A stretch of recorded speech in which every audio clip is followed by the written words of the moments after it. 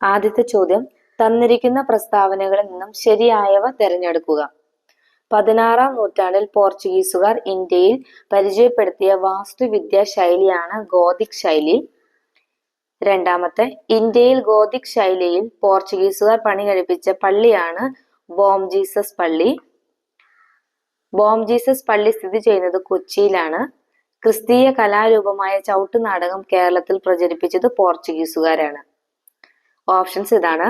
എല്ലാം ശരിയാണ്. Option B 1, 2, 3 എന്നിവ, ഓപ്ഷൻ സി 3, 4 എന്നിവ, ഓപ്ഷൻ ഡി 1, 2, 4 എന്നിവ.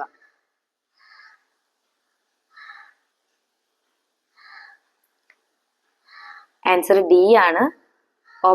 സ്റ്റേറ്റ്മെന്റ് 1, 2, 4 എന്നിവ. 16-ാം നൂറ്റാണ്ടിൽ പോർച്ചുഗീസുകാർ ഇന്ത്യയിൽ പരിചയപ്പെടുത്തിയ വാസ്തുവിദ്യാ ശൈലിയാണ് ഗോഥിക് ശൈലി എന്നും, രണ്ടാമത്തെ ഏതാണ്, ഇന്ത്യയിൽ ഗോഥിക് ശൈലിയിൽ പോർച്ചുഗീസുകാർ പണിയെടുപ്പിച്ച പള്ളിയാണ് ബോം ജീസസ് പള്ളി. ക്രിസ്തീയ കലാരൂപമായ ചവിട്ടുനാടകം കേരളത്തിൽ പ്രചരിപ്പിച്ചത് ആരാണ്? പോർച്ചുഗീസുകാരാണ്. ഇനി അടുത്ത ചോദ്യം, 1-ാം കേരള മന്ത്രിസഭയിലെ മന്ത്രിമാരും വകുപ്പുകളും തന്നിരിക്കുന്നു. തെറ്റായ ജോഡി ഏതാണെന്ന്. ധനകാര്യം സി അച്യുതമേനോൻ, തൊഴിൽ ടി.വി. തോമസ്, വ്യവസായം കെ.സി. ജോർജ്, ഭക്ഷ്യം കെ.ആർ. ഗൗരിയമ്മ, വിദ്യാഭ്യാസം ജോസഫ് മുണ്ടശ്ശേരി. തെറ്റായ ജോഡിയാണ് കേട്ടോ ചോദിച്ചിരിക്കുന്നത്. ഏതായിരിക്കും? ആൻസർ ഡി ആണ്. 3, 4 ആണ് തെറ്റ്.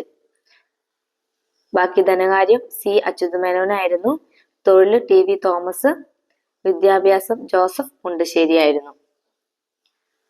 ഇനി അടുത്ത ചോദ്യം, തന്നിരിക്കുന്നവയിൽ നിന്നും ക്ഷേത്രപ്രവേശന വിളംബരവുമായി ബന്ധപ്പെട്ട് ശരിയായ പ്രസ്താവനകൾ കണ്ടെത്തുക. ക്ഷേത്രപ്രവേശന വിളംബരം പുറപ്പെടുവിച്ച തിരുവിതാംകൂർ ഭരണാധികാരിയാണ് ശ്രീ ചിത്തിര തിരുനാൾ ബാലരാമവർമ്മ. 1936 നവംബർ 12-നാണ് ക്ഷേത്രപ്രവേശന വിളംബരം പുറപ്പെടുവിച്ചത്. ക്ഷേത്രപ്രവേശന വിളംബരം എഴുതി തയ്യാറാക്കിയത് ഉള്ളൂർ എസ് പരമേശ്വര അയ്യർ ആണ്. ആധുനിക തിരുവിതാംകൂറിന്റെ മഗ്ന കാർട്ട എന്നറിയപ്പെടുന്നു. ഓപ്ഷൻസ് കൂട്ടുകാർ നോക്കാം.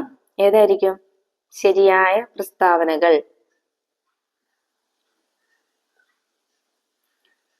ആൻസർ എ ആണ്. എല്ലാം തന്നെ ശരിയാണ്. അടുത്ത ക്വസ്റ്റ്യൻ, താഴെ കൊടുത്തിരിക്കുന്നവയിൽ ശരിയായ ജോഡി ഏത്? യാചനായാത്ര തൃശൂർ ചന്ദ്രഗിരിപ്പുഴ, പട്ടിണി ജാഥ കണ്ണൂർ മദ്രാസ്, സവർണ ജാഥ വൈക്കം തിരുവനന്തപുരം, രാജധാനി ജാഥ തമ്പാനൂർ കവടിയാർ. ഓപ്ഷൻസ് 3, 4 എന്നിവ, 2, 3 എന്നിവ, 1, 3 എന്നിവ, 1, 2, 3, 4 എന്നിവ.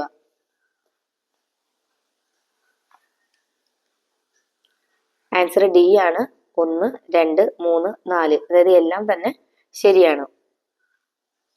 അടുത്ത ക്വസ്റ്റ്യൻ, തന്നിരിക്കുന്ന വസ്തുതകളിൽ നിന്നും വ്യക്തി ആരാണെന്ന് തിരിച്ചറിയുക.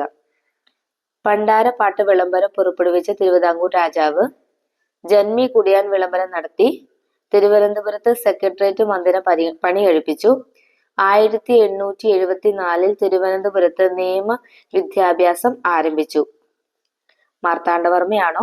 ആയില്യം തിരുനാള്, വിശാഖം തിരുനാള്, ശ്രീമൂലം തിരുനാള്. ആരായിരിക്കും വ്യക്തി? ബി ആണ്. ആയില്യം തിരുനാളാണ്.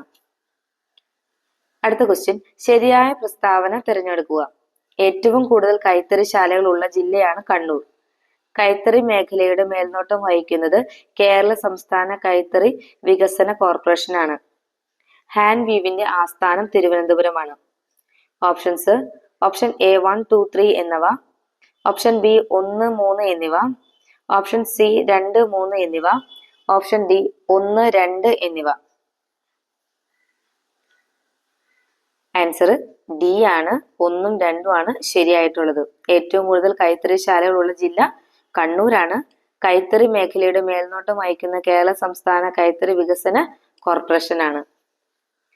അടുത്ത ക്വസ്റ്റ്യൻ, വിങ്സ് ഓഫ് ഫയർ എന്ന ആത്മകഥ ആരുമായി ബന്ധപ്പെട്ടിരിക്കുന്നു? Margaret Thatcher, doctor APJ Abdul Kalam, Barack Obama, R Venkataraman. Answer B ആണ്. Doctor APJ Abdul Kalam. അടുത്ത ക്വസ്റ്റ്യൻ, താഴെ കൊടുത്തിരിക്കുന്നവയിൽ നിന്നും പശ്ചിമ തീര തുറമുഖം തിരഞ്ഞെടുക്കുക. വിശാഖപട്ടണം, മുംബൈ, ദീൻ ദയാൽ, പാരാദ്വീപ്. ഓപ്ഷൻസ് തന്നിരിക്കുന്നവയെല്ലാം 2, 3, 4 എന്നിവ. ഓപ്ഷൻ സി 2, 3 എന്നിവ. ഓപ്ഷൻ ഡി 2, 4 എന്നിവ. ആൻസർ ഏതാണ്? ആൻസർ സി ആണ്, 2, 3 എന്നിവ. ഏതാണ് 2? മുംബൈ, അതേപോലെ തന്നെ ദീൻ ദയാലാണ്. ഓക്കെ. അടുത്ത ചോദ്യം, ദേശീയ മനുഷ്യാവകാശ കമ്മീഷൻ ചെയർമാൻ. ഓപ്ഷൻസിൽ ഇല്ല. ദേശീയ മനുഷ്യാവകാശ കമ്മീഷൻ ഇപ്പോഴത്തെ വി രാമസുബ്രഹ്മണ്യനാണ് കേട്ടോ. വി രാമസുബ്രഹ്മണ്യൻ.